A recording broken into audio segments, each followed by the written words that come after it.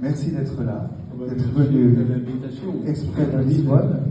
J'ai préparé une très brève, non pas une brève, une présentation qui vous fait honneur parce que je suis très impressionné par votre présence. Ne le soyez pas. Alberto Manguel est l'auteur d'une œuvre immense, une œuvre traduite dans le monde entier. Il a reçu le prix Médicis Essai 1998 pour une histoire de la lecture, le prix Guggenheim en 2004, le prix Formentor, le prix Alfonso Reyes en 2017, le prix Gutenberg. J'arrête là. Il a vécu en Israël durant son enfance avec son père diplomate. Il a vécu en Argentine, au Canada, en France, à New York, actuellement au Portugal. Il a suivi sa bibliothèque à Lisbonne, il nous dira peut-être pourquoi et comment. Et il trimballe quelques dizaines de milliers de livres, 5 dizaines, tribulations qui font l'objet d'un livre délectable, Je remballe ma bibliothèque. Il était directeur de la Bibliothèque nationale d'Argentine, occupé au Collège de France la première chaire Europe, langue et littérature. Je vous recommande au passage les 8 heures de cours étincelants sur les 8 chefs-d'œuvre de la littérature européenne qui permettent de cerner l'identité de ce continent. Ça permet de cerner l'identité, mais pas d'arriver à des vérités, à des certitudes. Alberto Manguel professe une grande méfiance vis-à-vis des détenteurs de la vérité. Tout son travail vise non à débusquer la vérité, mais à poser de meilleures questions dans la quête de cette vérité.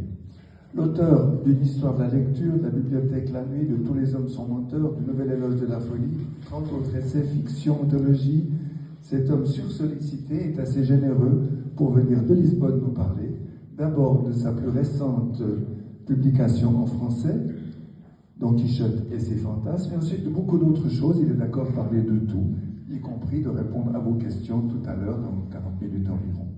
Alors, Don Quichotte et ses fantasmes, Alberto Manguel, paru aux éditions Hérodios, dont je salue l'éditrice Philippine Cruz.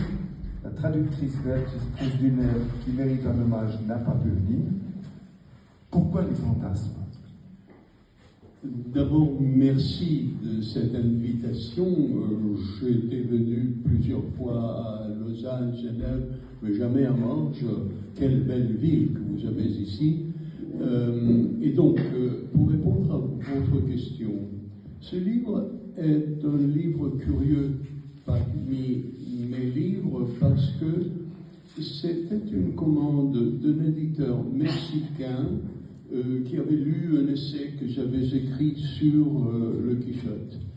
Et la plupart de mes livres, presque tous, sont écrits en anglais, qui est ma première langue, mais celui-ci, je l'écris en espagnol parce que ça me semble bête d'écrire sur le Quichotte en anglais pour être traduit ensuite dans la langue de Cervantes. Donc voilà. Le titre, là, c'est le bonheur d'avoir une bonne traductrice, parce qu'elle a trouvé ce mot en français qui, en espagnol, est fantasmas, mais fantasmas est à la fois fantasme et fantôme. Ce n'est pas exactement la même chose, parce que fantasme fait penser aux imaginations, aux rêves du Quichotte, de Don Quichotte même, et fantôme, c'est les créatures imaginaires qui l'entourent.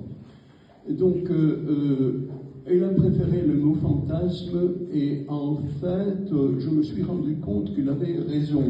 En espagnol, on n'a pas besoin de faire le choix. Mais quand on doit faire le choix en français, fantasme est préférable parce qu'il s'agit de essayer de discerner quel est le monde imaginaire de ce personnage imaginaire. Alors, le monde imaginaire de Cervantes crée des fantômes. Là, il faut faire encore une différence. Celui qui est réel est Don Quichotte, pour nous tous. Cervantes, il est nécessaire parce qu'il signe le livre, et d'ailleurs, il le signe en nous disant qu'il n'est pas l'auteur, qu'il n'est pas le père du Quichotte, il est le beau-père. Pourquoi? Parce que là, on s'avance dans un labyrinthe de mensonges et des mises en abîme qui est un des exemples le plus unique de cette tricherie que la littérature peut nous faire.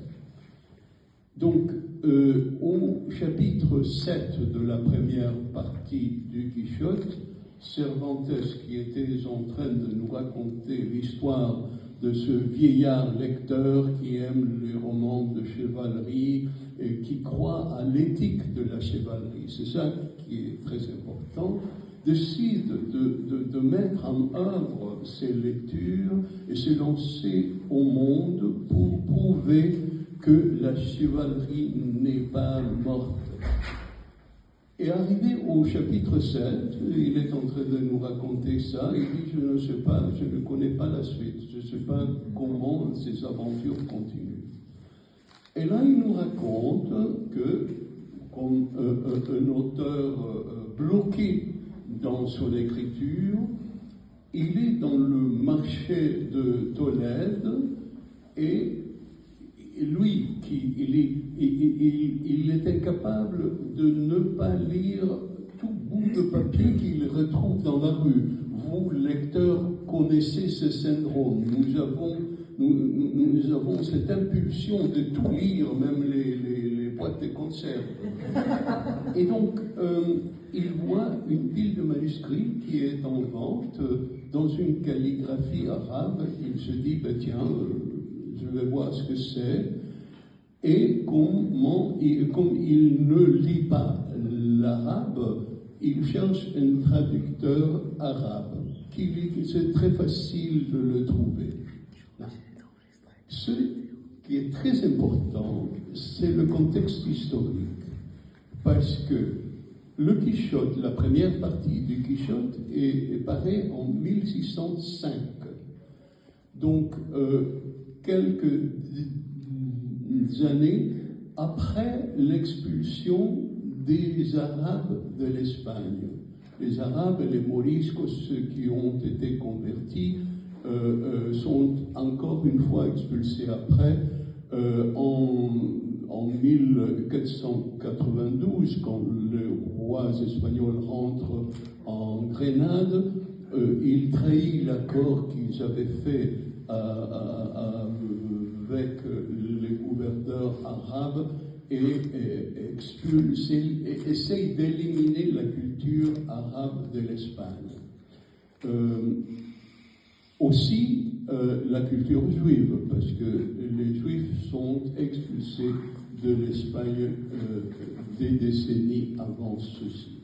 Et donc, cette Espagne du Quichotte est censée être pure, de sang pur. Il n'y a pas de Juifs, il n'y a pas d'Arabes. Or, l'Espagne est construite sur ces cultures arabes, juives et chrétiennes. Pour moi, la force du Quichotte aujourd'hui, parce qu'un livre comme le Quichotte change de sens à chaque époque, à notre époque, où nous voyons tout autour de nous ce monde qui essaye de bloquer des frontières, de faire du génocide, de faire du nettoyage ethnique, qui essaye de se définir comme pur. Le Quichotte montre comment ce n'est pas possible. Au contraire, dès que vous décidez qu'un pays comme l'Espagne, construite sur ces trois cultures, élimine 2/3 de son identité, ces identités reviennent en fantôme. Parce que ce qui se passe à Tolède, les Arabes ne sont pas disparus. Cervantes nous dit on les trouve partout. Et il trouve un traducteur arabe. Encore une mise en abîme. Le texte paraît en arabe. C'est une écriture arabe. Mais c'est de l'Aïkhenmado. C'est un espagnol, écrit espagnol de l'époque, et écrit en caractère arabe. Et donc, quand le traducteur le traduit, il le traduit à l'espagnol. Et le traducteur fait un petit essai, comme les traducteurs le font pour Cervantes, et il se met à rire. Et Cervantes lui dit, pourquoi riez-vous? Parce que ici, il est écrit que Dulcinea était la meilleure saneuse, dit-on, qui met du sel de porc, de tout Tobosa. Et Tobosa, les lecteurs de Cervantes le savaient, était censé avoir été nettoyé de la culture arabe, des citoyens arabes. Mais il y a tellement d'Arabes que même cette femme est une saneuse de porc, du porc que les Arabes ne peuvent pas manger. Donc ça devient un in-joke pour Cervantes. Et à partir de là, l'œuvre n'est pas de Cervantes, mais c'est une traduction de Sidi Ahmed Benejali, c'est-à-dire un auteur arabe. Mais imaginez-vous la révolution en pleine France lépéniste, dire que le chef-d'œuvre de la littérature française est écrit par un Algérien. Donc, c'est ça l'impact, un des impacts que le Quichotte a sur l'époque. Je m'attendais à n'avoir pas de troisième question à vous poser. Après vous avoir écouté au Collège de France, ça coulait. Vous avez présenté le Quichotte d'une manière tellement fluide et complète que je me disais, je pose une question et puis c'est fini. Alors on va vous obliger à en poser une nouvelle. Pourquoi est-ce que vous vous êtes intéressé à Quichotte et qu'est-ce qu'il représente dans votre cours comme valeur ou comme notion importante pour l'Europe? Pour tout lecteur, pour toute lectrice, il y a certaines œuvres qui nous parlent. On ne sait pas pourquoi on tombe amoureux de quelqu'un, pas de quelqu'un d'autre, mais on fait un choix où le choix est fait par nous, pour nous. Donc, il y a certains livres qui, le long de ma vie, ont été fondamentaux pour moi, et parmi ce livre, Le Quichotte. Le Quichotte commence à être mien au lycée. Nous avions un professeur de littérature fantastique, qui est un des grands commentateurs du Quichotte, Isaïas Lerner, qui a dû s'enfuir pendant la dictature militaire en Argentine. Et on était censé parcourir toute l'histoire de la littérature espagnole depuis le Moyen-Âge jusqu'au XXe siècle, en une année. Et il a décidé, on ne va lire que le Quichotte. Parce qu'avec la sagesse des vrais savants, ils savaient que si vous vous concentrez sur un point, il est impossible, à partir de ce point, de ne pas voir l'univers entier. C'est le principe du microcosme-macrocosme. Et donc, nous avons lu mot par mot les deux parties du Quichotte le long de cette année, et en le lisant, nous lisions Virgile, nous touchons à la poésie pastorale, nous projetons le Quichotte au 19e, 20e siècle, et ainsi de suite. Donc, le Quichotte est un de mes premiers amours d'adolescence. Mais après, avec le temps, ayant vécu la dictature militaire, ayant vécu les événements en Europe, vivant maintenant cette monstrueuse vague de fascisme qui ressurge dans le monde entier, le Quichotte continue à me dire non, non, je ne parle pas que de l'Espagne du XVIIe siècle, je parle de ton XXIe siècle, par exemple. Et pour moi, le Quichotte, la Divine Comédie, Alice au Pays des Merveilles et quelques autres sont mes livres de chevet parce qu'ils changent avec moi.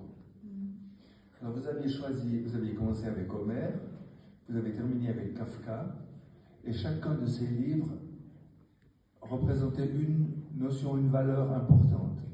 Et Quichotte, c'était... Parce que ce cours au Collège de France, comme il s'agissait de Europe, langue et littérature, je voulus me demander, ou demander en public, quels sont les aspects identitaires de l'Europe qui sont représentés par les œuvres que l'Europe a choisies comme ses classiques. Et dans le cas de l'Odyssée, c'est par exemple toute la question des réfugiés, des migrants. Pour le Quichotte, c'est le débat entre justice publique et justice individuelle.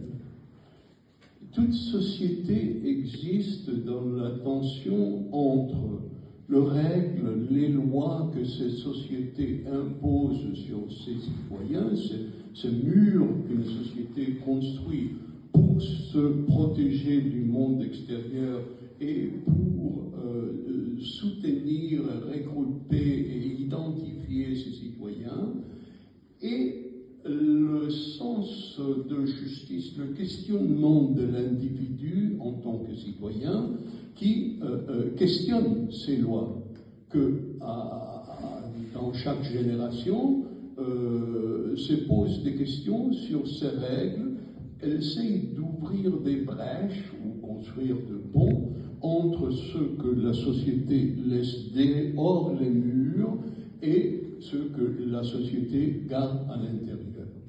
Et donc, le Quichotte représente dans cette Espagne d'une violence inouïe, quotidienne du XVIIe siècle, et l'injustice envers les pauvres, envers les femmes, envers les Arabes, envers les Juifs.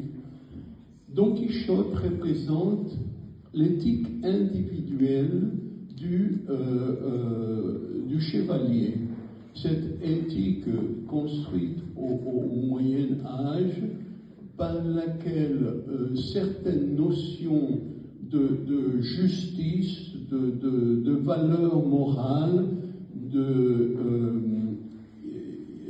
égalité sexuelle aussi, parce que le Moyen Âge construit ses cours, c'est des femmes, les cours d'amour où les femmes jugent sur certaines situations et décident ce qui est juste, ce qui n'est pas juste. Et Quichotte représente tout ça. Donc pour moi, c'était très important d'essayer de voir comment ce jeu se passe à l'intérieur de ce roman. Jeu duquel, je pense, Cervantes était complètement ignorant, complètement aveugle. Alors c'était ça ma question, est-ce que Cervantes avait cette intention ou est-ce que c'était un jeu? Est-ce que c'était une critique? Quelle était la visée de l'auteur? Vous savez, quand on demande à un auteur quelle est son intention, l'auteur ment toujours. L'auteur ne sait pas pourquoi il ou elle écrit certaines œuvres. Bon, il y a de deux côtés la langue dans laquelle nous écrivons qui dicte nos idées. Vous n'avez pas les mêmes idées en français qu'en anglais qu'en chinois. Et après, les règles de cette langue, règles de syntaxe, de grammaire, Pendant ma première classe de français au lycée, nous avions un professeur qui s'est dressé devant nous et qui nous a dit « Messieurs, une faute de français est une faute orale. » C'est mon introduction à la langue française commence là. C'est pas du tout le cas de l'espagnol. Donc, ce sont des choses qui mènent l'écrivain à écrire une œuvre. Dans le cas de Cervantes, écrivant dans la langue espagnole, un espagnol touché par tous ces événements du XVIIe siècle, ayant eu l'expérience des prisons algériennes, parce qu'il a été capturé par des pirates algériens, donc il a vécu parmi eux. Cervantes veut être écrivain, veut surtout être poète, et veut surtout que ses pièces de théâtre soient reconnues. Et il pense que, par exemple, son Gradus ad Parnassum est son meilleure œuvre, et sinon son dernier poème pastoral. Mais le Quichotte, pour lui, est un petit jeu. Nous ne savons pas si c'est sûr, mais on a ces sentiments. Cervantes avait écrit ce qu'il appelait des romans exemplaires, qui étaient des petits contes cautionnaires, comme les contes philosophiques de Voltaire. Et nous pensons, enfin les grands savants de Cervantes pensent que le Quichotte a commencé avec une histoire qui ressemble à celle des romans exemplaires, d'un vieux monsieur qui aime lire le roman de chevalerie et qui un jour se prend pour un de ces chevaliers qui a une petite aventure et rentre chez lui. Voilà. Mais ce que les écrivains ne reconnaissent suffisamment, et les lecteurs non plus, c'est que une œuvre, pour des raisons que nous ne connaissons pas, pour des raisons d'échange, pour des lois mystérieuses dans cet univers mystérieux dans lequel nous sommes, s'échappe de son créateur et veut avoir une vie outre que celle que son auteur lui a donnée. Et donc, le Quichotte échappe Cervantes. On le voit quand on lit le roman. La deuxième partie est un miracle de création d'un monde vrai à partir de l'imaginaire. Et peut-être Cervantes, à la fin du roman, se rend compte de ce qu'il a fait, parce que quand il écrit la mort du Quichotte, Quichotte qui meurt dans son éthique de chevalier, parce qu'il promet, s'il perd la bataille avec le Bachiller, enfin, je ne raconte pas toute l'histoire, il va laisser les armes et revenir chez lui.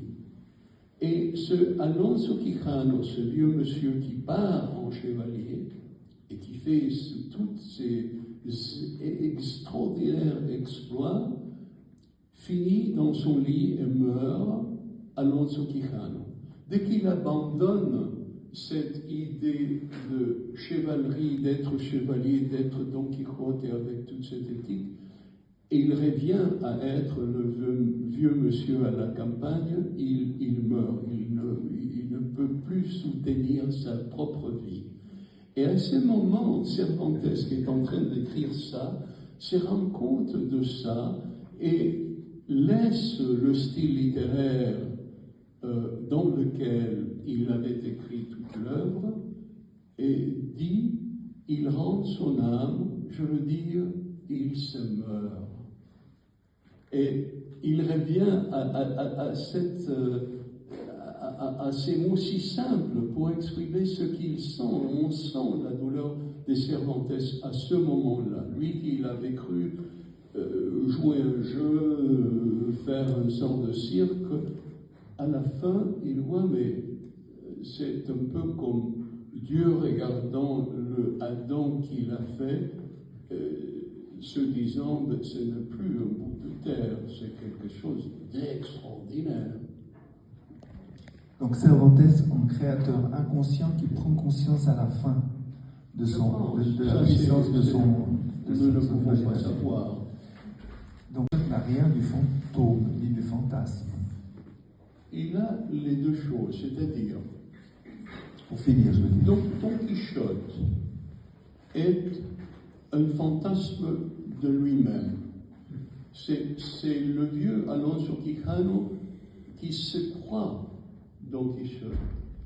Mais il y a plusieurs moments dans le roman où on se rend compte que peut-être ce n'est pas si simple. La littérature a ces moments d'ambiguïté parce que ce n'est pas un catéchisme. La littérature n'est pas une réponse à une question oui et non, gris et noir. Ce n'est jamais ça. Nous ne pouvons pas dire si Madame Bovary est coupable ou non. Nous ne pouvons pas dire si Bouvard et Pécuchet sont des clowns ou non.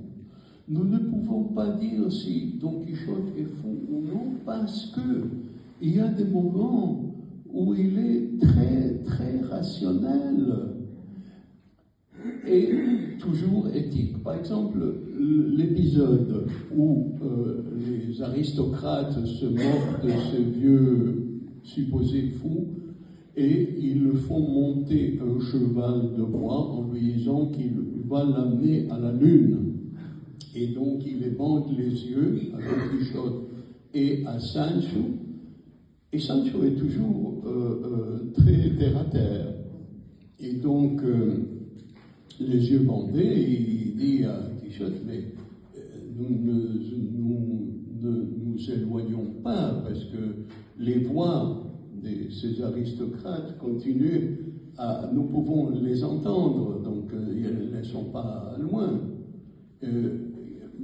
Regardons un peu les bandeaux pour voir si on est en train, en fait, de voler vraiment. Et Don Quichotte dit non, nous avons promis de garder les bandeaux et la promesse tienne. C'est le pain qui dit non, tu es fou, nous voulons, non. Don Quichotte, quelque part, sait qu'ils sont en train de le tricher. Mais son éthique est telle qu'il a promis de ne pas épier et il ne le fait pas. En lisant votre livre, j'ai eu un sentiment de nostalgie par rapport à l'Espagne profonde qui avait été niée et qui existe toujours. J'aimerais revenir sur ce thème. Il y a une théorie selon laquelle Cervantes était d'origine juive, je ne sais pas ce que vous en pensez, mais en tout cas, la partie arabe et la partie juive ressortent constamment de son œuvre. Oui, mais nous lecteurs, dès que nous tombons sur une œuvre qui nous plaît énormément, qui nous change la vie, nous pensons que l'écrivain qui a pondu cette œuvre est ce caractère extraordinaire, bonne personne, un saint. C'est pas du tout le cas. 90% des écrivains, comme nous tous, sont des personnages mesquins, désagréables. Dr. Johnson a une très belle image de ça. Il dit, nous lisons une œuvre comme quelqu'un qui approche de loin une belle ville. On voit les tours, on voit les arbres, on croit que tout est beau, et on rentre dans la ville, on voit les petites allées gracieuses, pleines de fumée, les gens qui sont mal. Donc, l'approche d'un écrivain est presque toujours ça. Donc, le mieux, c'est de ne pas connaître les écrivains. Je pense que toute littérature devrait être lue comme anonyme. Et là, oui, nous pouvons nous délecter avec cette œuvre. Et Cervantes était un homme de son époque. il a éprouvé la prison à Alger. Il est un peu contaminé par ces préjugés mais féroces de l'Espagne du XVIIe contre les Juifs, contre les Arabes. Mais, c'est ma théorie, la littérature ne peut pas être construite sur des préjugés. La littérature, à cause de son ambiguïté, reste quelque part toujours morale.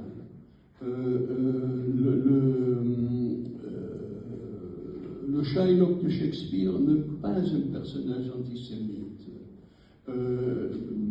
Céline, qui était antisémite, a écrit les romans peut-être les plus importants du XXe siècle.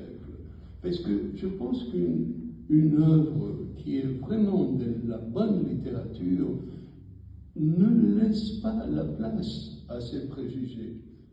L'écrivain, même s'il déteste les juifs, les noirs, les femmes, quand il écrit un de ses personnages, la littérature exige de lui, s'il fait une bonne œuvre, de leur donner une telle ambiguïté qu'on ne peut pas savoir s'il est bon ou s'il est mauvais.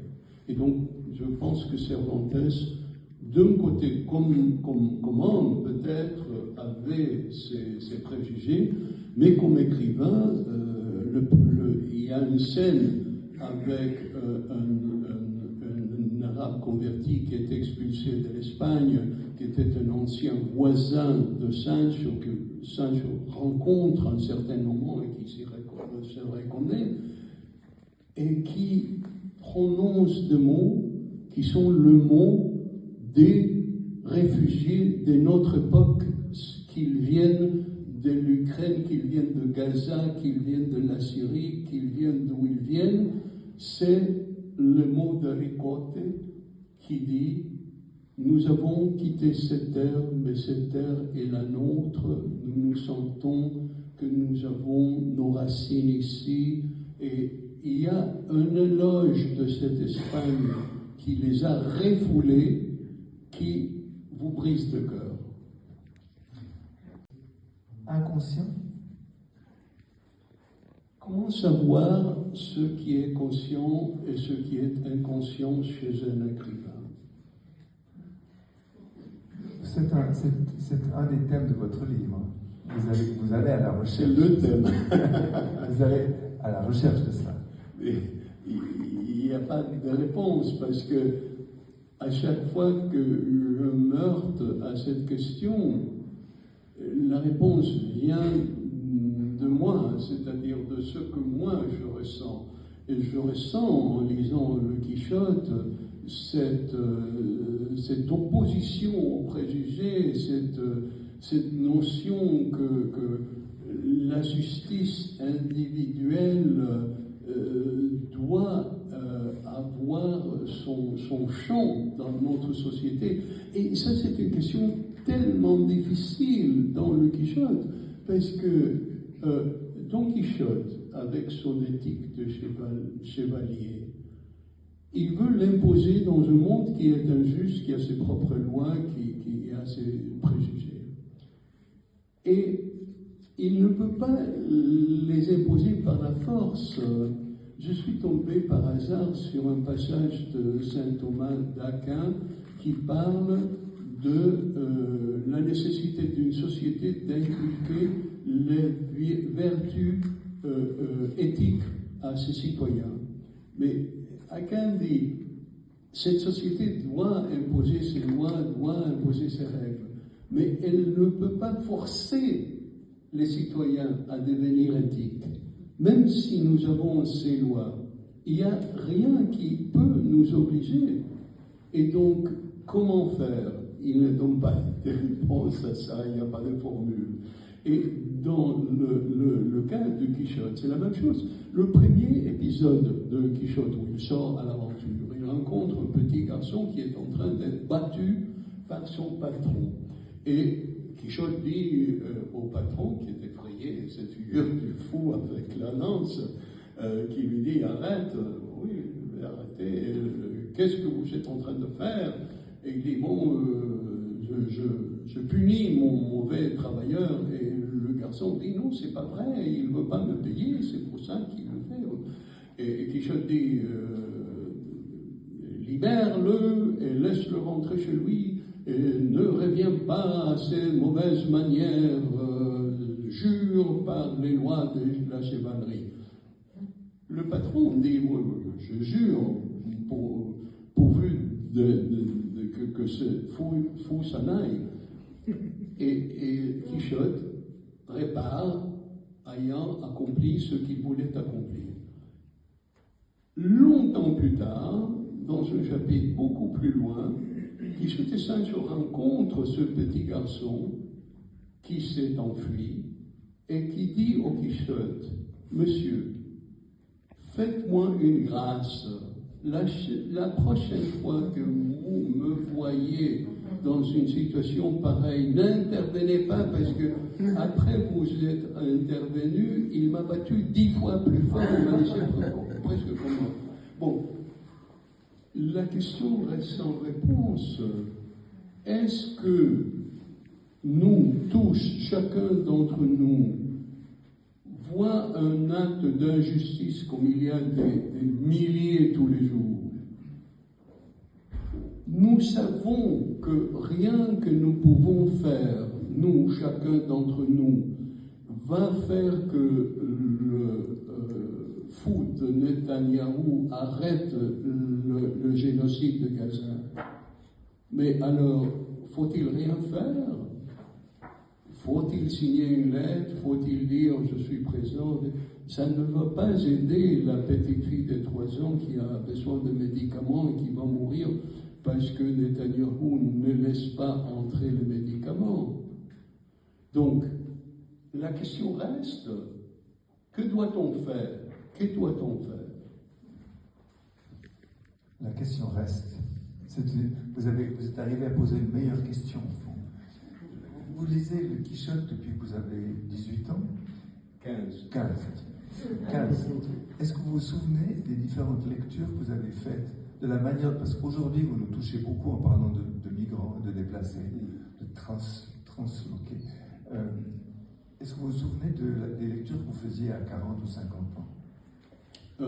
Oui, mais pour commencer, à 15 ans, nous lisions, je dis nous, parce qu'en classe, il y avait des amis qui partageaient le plaisir de cette lecture.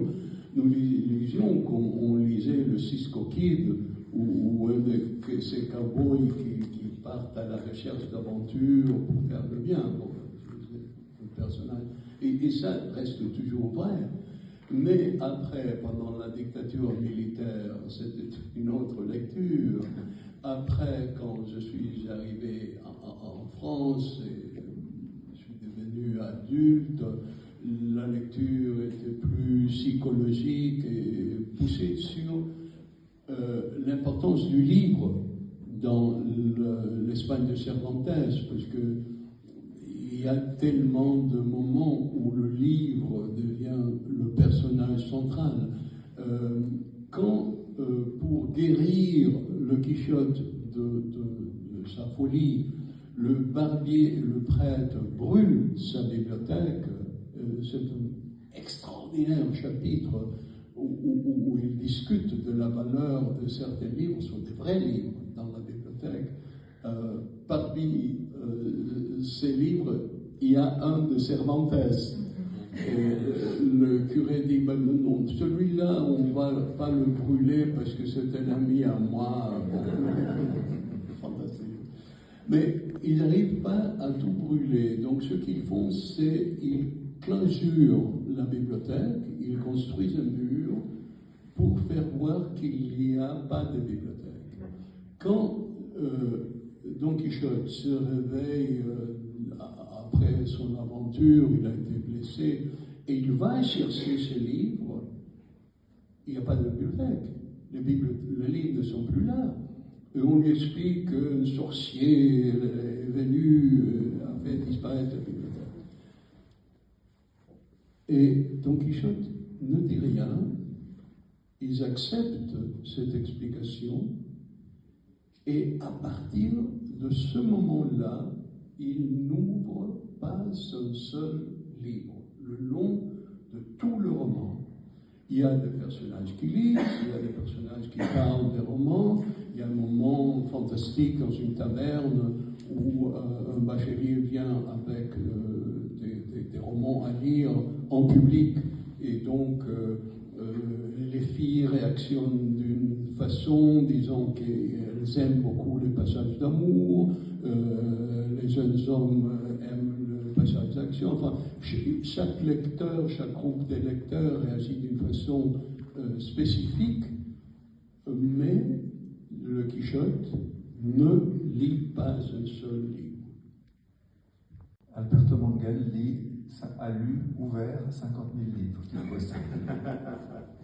Je n'ai pas lu 50 000 livres, mais chacun. Chaque livre qui rentre dans ma bibliothèque, je l'ouvre. Je le renifle. Et bon, il y a certains que j'aurais lu 1000 fois, il y a d'autres que je feuillette. Les livres sont très patients.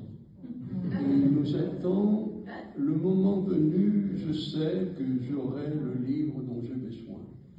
Et entre-temps, ils attendent. Et vous avez même suivi votre bibliothèque, puisque si vous vivez à Lisbonne, c'est parce que Lisbonne a accueilli vos 50 000 livres. Je sens depuis toujours que ma bibliothèque est mon âme. Donc, je me déplace avec elle.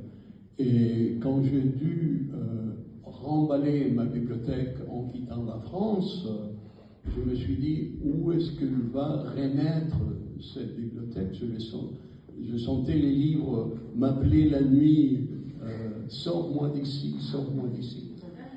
Et finalement, les miracles est arrivé.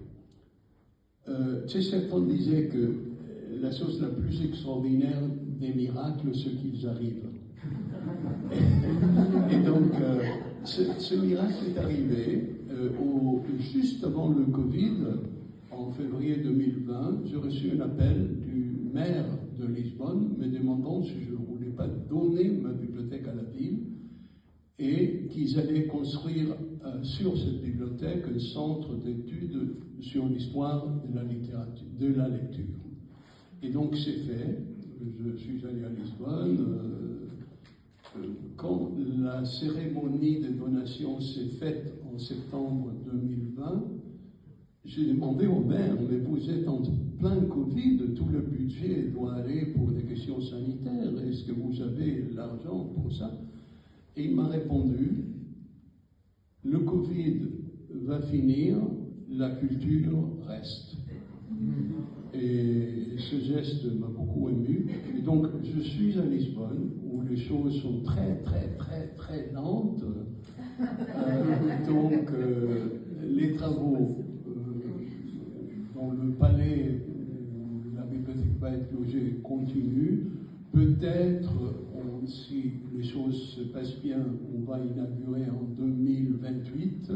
Vous êtes tous invités.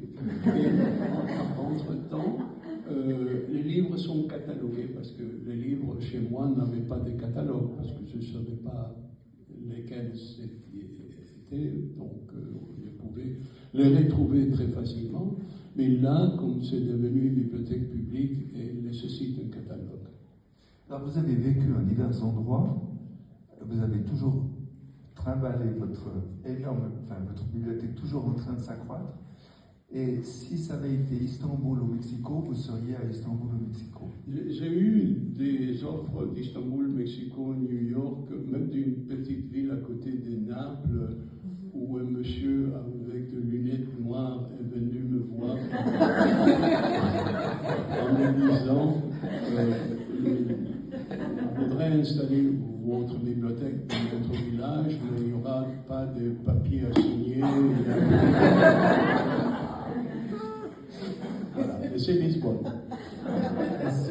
Ce qui m'intriguait, c'était votre cosmopolitisme, votre nomadisme. Vous suivez vos livres. Vous savez, je ne crois pas à l'identité bureaucratique. Le fait que votre mère vous aille pondu dans un endroit ou un autre, ça n'a rien à voir avec votre vraie identité. Évidemment, les lieux où vous êtes allé à l'école, où vous avez vos amis, où ça vous a appris une certaine culture, c'est vrai, ça vous influence. Le monde est vaste et il y a un grave danger à chercher son identité à l'intérieur des frontières. Et à l'intérieur des frontières d'une langue, vous en parlez je ne sais combien, je vous ai entendu parler en italien, impeccable, dans une émission. C'est le hasard, je parle 5 langues, 6 maintenant avec mais le portugais. Vous êtes né en espagnol et Non. Votre langue principale c'est l'anglais. Non, là encore, c'est une confusion. Mes parents sont des langues espagnoles. J'étais élevé par une nourrice tchèque des langues allemandes qui m'a appris l'anglais. Donc, je parlais l'anglais avec un accent allemand et l'allemand avec un accent tchèque. J'ai appris l'espagnol et le français en rentrant à Buenos Aires et ainsi de suite. Mais votre langue de travail, d'écriture, c'est l'anglais, parce que quand ma nourrice est partie, j'ai arrêté de parler l'allemand, que bon, je peux lire encore, mais je continue à parler l'anglais, à lire en anglais, écrire en anglais, je parle en anglais avec mes frères, et ainsi de suite. Lorsque vous écrivez en anglais ou en espagnol, vous écrivez différemment. Ah oui, oh, certainement. Mais c'est ce que je disais, une langue vous dicte vos idées, les idées que vous croyez sont les vôtres. Elles sont les vôtres parce que vous pensez en français. Je vais vous donner un exemple très simple. La citation la plus connue en anglais est Shakespeare, to be or not to be. Bon, cette citation si belle, si courte, si concise, ne peut pas être exprimée en espagnol. En espagnol, vous deviez dire ser o estar ou non ser o no estar, qui n'est pas poétique. Et donc, c'est la langue qui a fait que dans 2 lettres, le verbe to be soit contenu toute l'idée d'existence et de essence, de être sur terre et de être vous. Et vous pouvez dire tout ça en utilisant 2 lettres, B-E, en anglais, le verbe to be. Est-ce que vous avez essayé d'apprendre le chinois? J'ai essayé, mais je n'ai pas réussi. Le chinois et le arabe, que j'aurais tellement aimé apprendre, mais je me suis pris trop tard. J'étais trop vieux et bon, ça n'a pas tenu. Donc vous n'avez pas la créativité dans une langue totalement différente?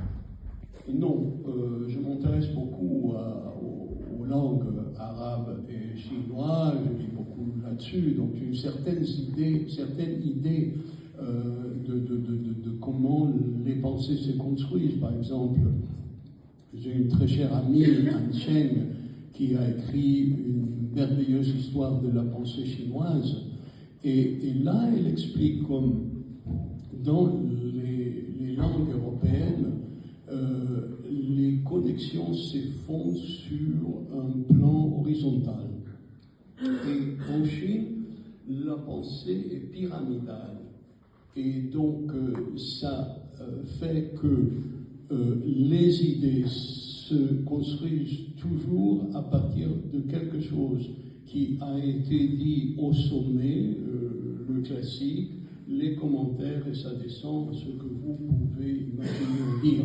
J'explique ça très, très mal parce que je n'ai pas la pratique du chinois. Mais en essence, c'est ça la différence. Il y a des pensées horizontales, des pensées verticales, des pensées pyramidales, en spirale. Alors, le temps a passé, il nous reste 10 minutes, on va se faire chasser dans 10 minutes. Est-ce que vous avez des questions, des interventions, mesdames et messieurs? C'est le moment. On n'a pas de micro-baladeur, il faut vous lever et parler fort. Une remarque déjà, c'est que les classiques de la littérature sont une richesse incommensurable qui continue à être toujours vivante, grâce à vous entre autres, et d'autres sûrement qui continuent à être des traducteurs de cette littérature riche. Et puis, une question, vous parlez bien d'éthique et pas de morale. Vous n'utilisez pas le mot de morale. Alors, est-ce que vous pourriez en faire une nuance et en expliquer votre sens?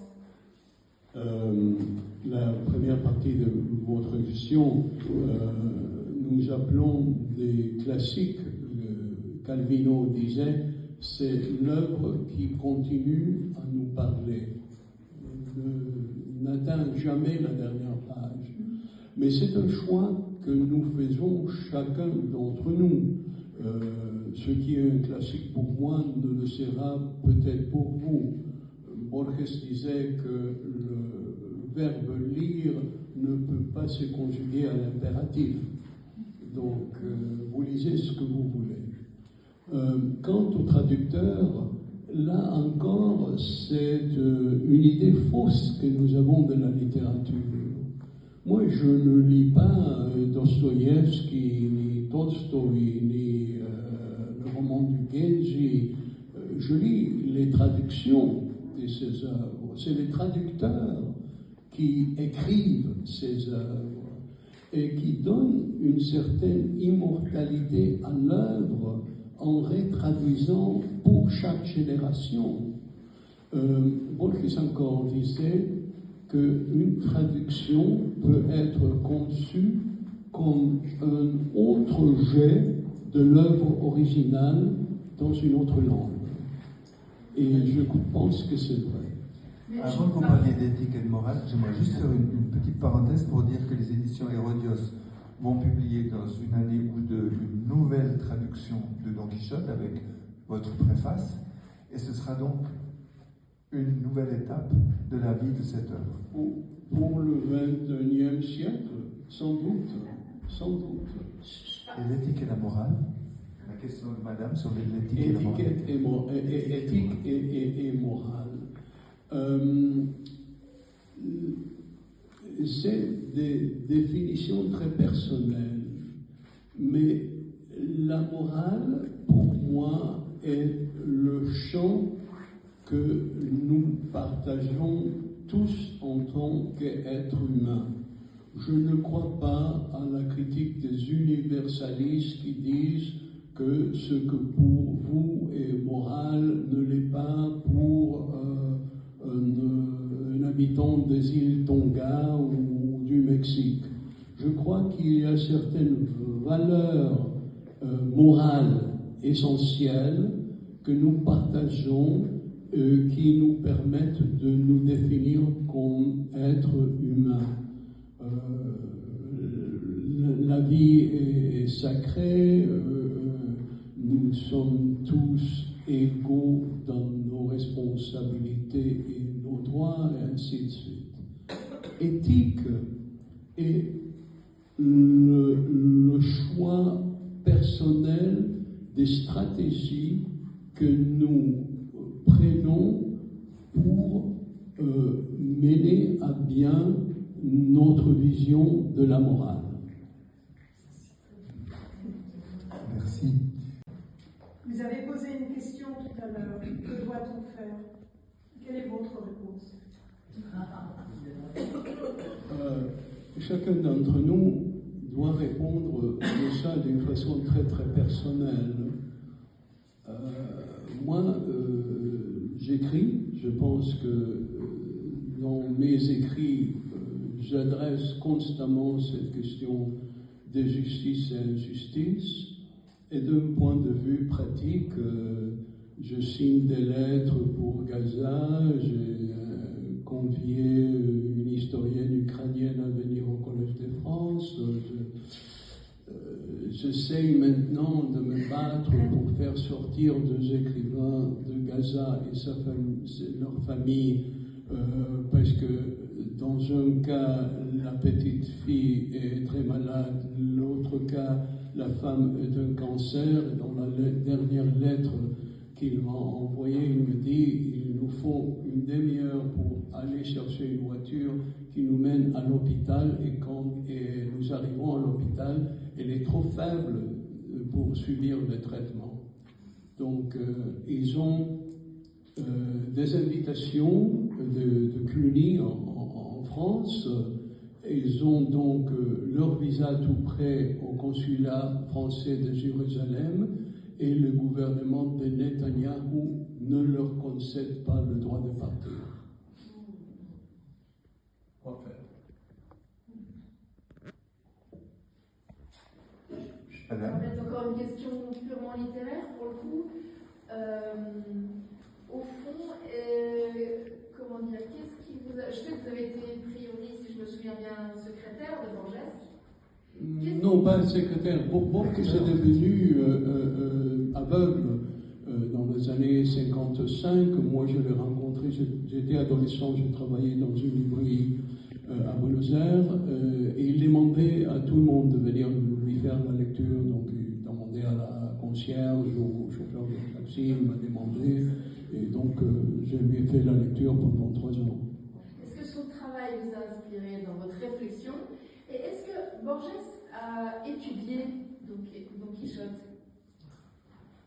Borges était très connaisseur de Don Quichotte. Sa première publication, quand il avait 6 ou 7 ans, était un conte inspiré par le Quichotte. Donc, il connaissait le Quichotte très bien, et il a écrit des essais extraordinaires sur le Quichotte.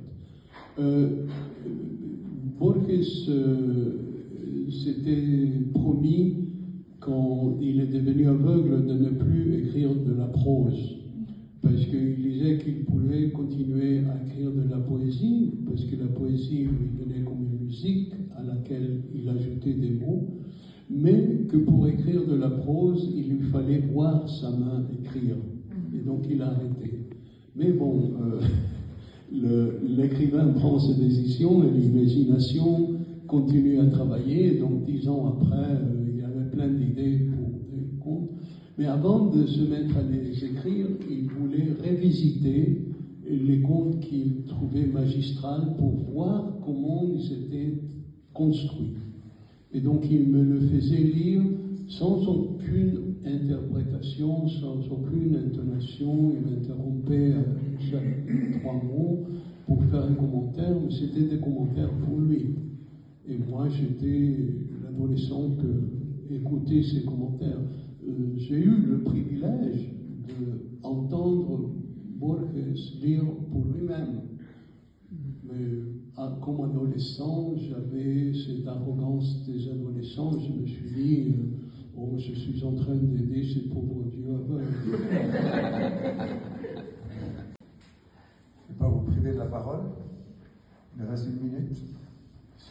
Alors, vous avez écrit, je n'ai pas compté, mais des dizaines de publications. Sur quoi est-ce que vous travaillez maintenant? Je travaille sur 2 choses. L'une, je finis il y a 1 semaine. Je l'ai envoyé à mon éditeur de langue anglaise. J'espère que ça paraîtra en français l'année prochaine. C'est un livre qui m'a pris 4 ans pour écrire et qui a moins de 100 pages. Il s'appelle « Pourquoi écris-je » parce que mon éditeur a une série qui s'appelle « Pourquoi écris-je » donc il m'a demandé d'écrire. Et donc j'écris ce livre qui a comme sous-titre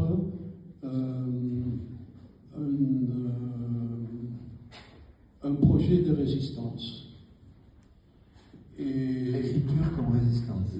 L'écriture comme résistance, là, pour répondre à la question que pouvons-nous faire. Mais la question que je me pose là est autre. J'aime beaucoup écrire pour vous tous. J'aime beaucoup parler à vous, voir que vous dites bon, tu es quelqu'un, est une chose atroce, laisser mourir quelqu'un de faim est une chose atroce, et vous êtes d'accord avec moi.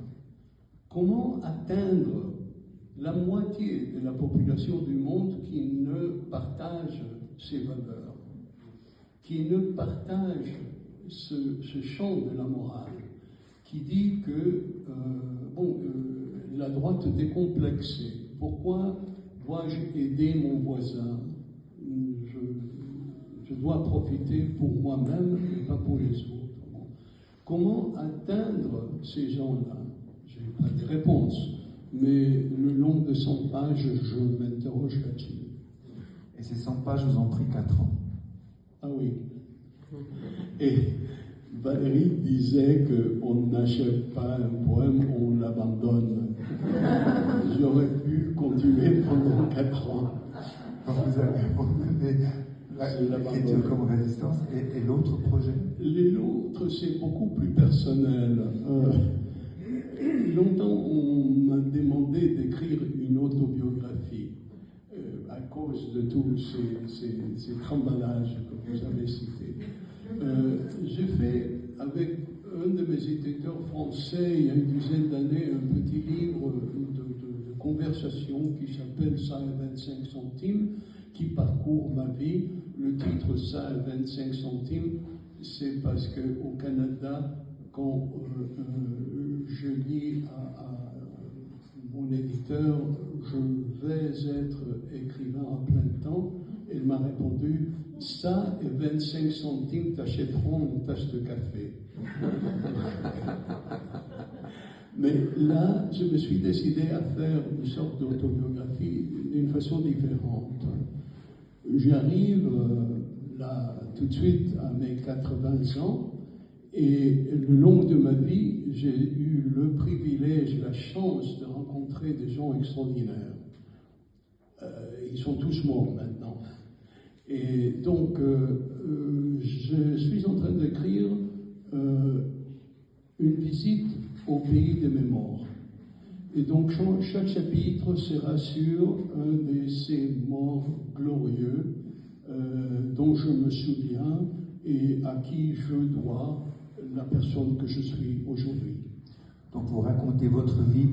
Oui, par moi-même, c'est pas très intéressant, mais ce qui m'intéresse, c'est, par exemple, ma nourrice, le personnage de cette femme extraordinaire, réfugiée, après la rencontre avec la propriétaire de la librairie où j'ai rencontré Borges, mon professeur d'espagnol, et ensuite. Une dernière question sur le bonheur qui vient de la bibliothèque. Vous m'avez dit quelque chose comme ça tout à l'heure, et je trouvais que ce serait une bonne conclusion. Il y a des grands lecteurs qui ne tiennent pas aux livres physiques. Borges, par exemple, avait peut-être 400-500 livres chez lui et il les donnait à quiconque. Moi, j'aime bien l'objet, je suis fétichiste. J'aime bien dans la bibliothèque savoir que je suis dans un endroit où les livres se parlent entre eux, qu'ils attendent que je les interroge, qu'ils m'offriront des mots pour dire ce que je crois penser. Et toute ma vie, c'était comme ça. Enfant, j'avais peu d'amis, et mes livres étaient mes amis dans le sens qu'ils m'ont donné les mots pour le voyage, l'amour, la mort, le désespoir, le bonheur. Et donc, je sais que quand j'arriverai à mon dernier soupir, je trouverai le livre qui va me donner le mot juste pour dire ce que je ressens.